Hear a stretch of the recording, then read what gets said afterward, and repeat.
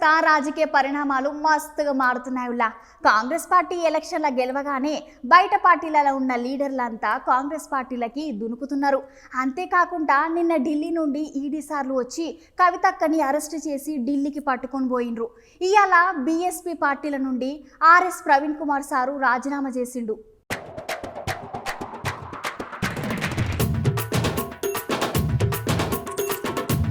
అవునోళ్ళ BSP పార్టీకి ఆ party రాష్ట్ర అధ్యక్షుడు ఆర్ఎస్ ప్రవీణ్ కుమార్ సార్ ఇవాళ రాజీనామా చేసిండు. బహుజన సమాజ్ పార్టీ నుండి బయటకు వస్తున్నట్లు సార్ చెప్పిండు. అంతేకాకుండా బీఆర్ఎస్ పార్టీ బీఎస్పీ పొత్తు ముచ్చట బయటికి రాగానే BJP party Modi sir MLC కవితను అరెస్ట్ చేసి మా పొత్తుని అడ్డుకోవాలని చూస్తుందని ప్రవీణ్ కుమార్ సార్ అంటున్నాడు. బీజేపీ పార్టీకి భయపడి నేను నమ్ముకున్న సిద్ధాంతాలను వదిలిపెట్టనని సార్ ఇట్లా అన్నాడు. అంతేగాక చివరి వరకు బహుజనవాదాన్ని నా గుండెలో పదిలంగా దాచుకుంటానని RS Praveen Kumar sir tweet చేసిండు.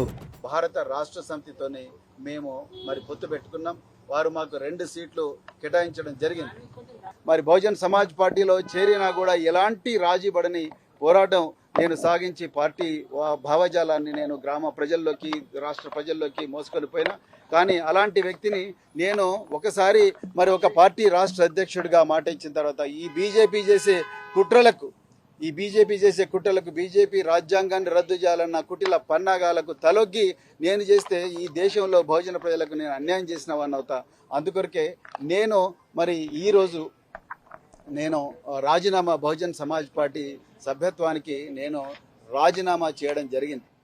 తెలంగాణ ప్రజలందరూ కూడా ఈ నిర్ణయాన్ని స్వాగతించాలని చెప్పి నేను కోరుకుంటున్నాను. తెలంగాణలో ఉండే బహుజన ప్రయోజనాల కోసం, దేశంలో రాజ్యాంగాన్ని రక్షించడం కోసం, లౌకికవాదాన్ని బతికించడం కోసమే నేను ఈ నిర్ణయం తీసుకున్నా. ఇంకొక ఉద్దేశంతో